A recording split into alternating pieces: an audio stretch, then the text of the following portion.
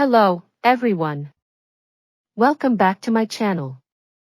Today, we're diving into Wes Anderson's latest postmodern masterpiece, Asteroid City. It just came out this weekend, and trust me, it demands some serious explanation. I may not have had repeat viewings or a pause button at my disposal, but I'm here to break down this intricate film for you. In summary, Asteroid City is a deep reflection on Wes Anderson's own artistic impulses, and how they come together to create emotionally resonant cinema. We're going to dissect the film layer by layer, starting with the events that unfold in the fictional town of Asteroid City. 1. Asteroid City ***. The storyline of Asteroid City is, at its core, a critique of technological progress and a celebration of human emotions and irrationality. The town of Asteroid City, located close in proximity and time to atom bomb testing, serves as a witness to the bleak dead end of unchecked technological advancement. The town also hosts a junior stargazers convention, where inventions owned by the government seem poised to promote greed and destruction, including a war-ready particle destroyer and breakthroughs in interstellar advertising. Meanwhile, a clever motel owner, played by Steve Carell, is selling sham real estate loans through a soda machine. In this town, advancement is rampant, but it raises the question, to what end? Perhaps the answer lies in Asteroid City's most prominent feature, a ramp that leads to nowhere. However, things begin to change when an alien descends during a stargazing event and steals the town's famous meteorite. This moment is classic Anderson, an inexplicable event that binds characters together through shared wonder, like the jaguar shark in The Life Aquatic with Steve Zissou, or the lightning strike in Moonrise Kingdom. Following the alien's brief appearance, the town's obsession with technology starts to wane. An expert astronomer, portrayed by Tilda Swinton, can't decipher the alien or its trajectory. Two genius contestants, Woodrow and Dinah, forget about their nerdy inventions and fall in love.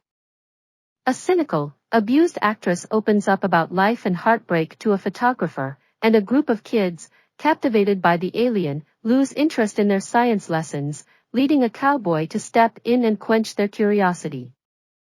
It seems the alien, with its enigmatic nature, compels the characters to abandon rationality and act on their emotions. When the alien returns later in the film, this burgeoning rejection of logic bursts into a frenzy. The once dull crater, a site of rote learning, now brims with exuberance and absurdity. As a symbol of this change, Woodrow's invention, initially intended for interstellar advertising, now becomes a tribute to his adolescent crush on Dinah. However, the film's optimism doesn't run too deep.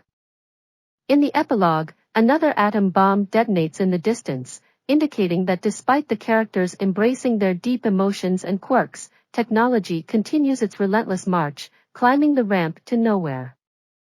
2. The making of Asteroid City ***. Now, let's delve into an even more intricate layer of the film, the making of documentary within Asteroid City, hosted by Bryan Cranston's gruff TV host character. At first glance, this documentary might seem disconnected from the main storyline, but don't be fooled. It's all part of Anderson's master plan. The documentary segments serve to remind us that the entire production, both the events in Asteroid City and the making of documentary, is one unified fictional work. The true question here is, why did Anderson include this black and white documentary portion? What does it add to the themes we've already explored?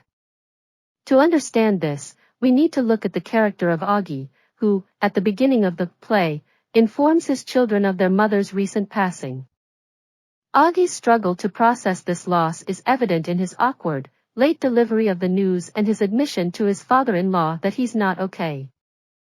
You'd expect that, following the alien's appearance, Augie would increasingly embrace his emotions and grieve his wife's death.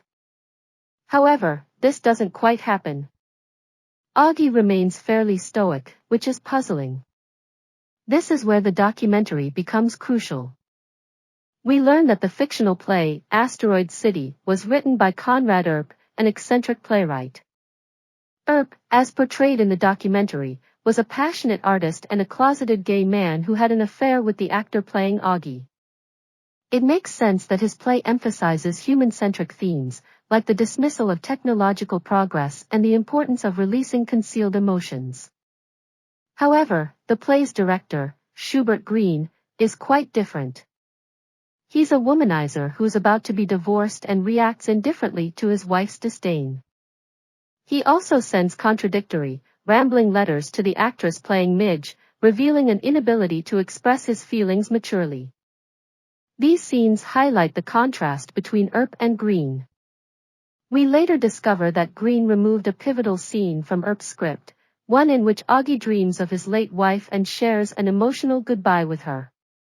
This missing scene appears to be the key to completing Augie's character arc.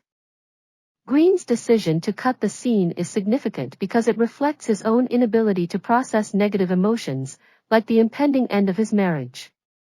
Consequently, the final product of the play represents a blend of Earp's exuberant creativity and Green's stoicism.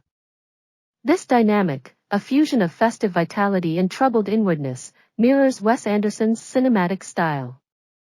His characters often display both outward zest and inner torment, with their fates left somewhat ambiguous.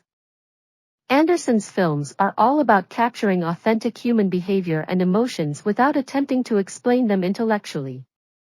In a late scene, actors in the documentary chant, "You can't wake up if you don't fall asleep."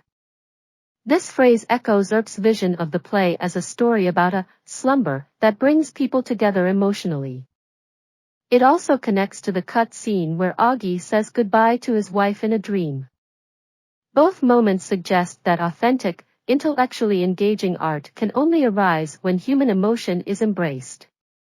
In other words, you can't make intellectual art if you don't embrace the irrational. So, when the actor playing Augie questions the logic of his character's actions, he's essentially questioning a fundamental truth: people are irrational, their actions don't always make sense, and that's precisely what Anderson captures in his films.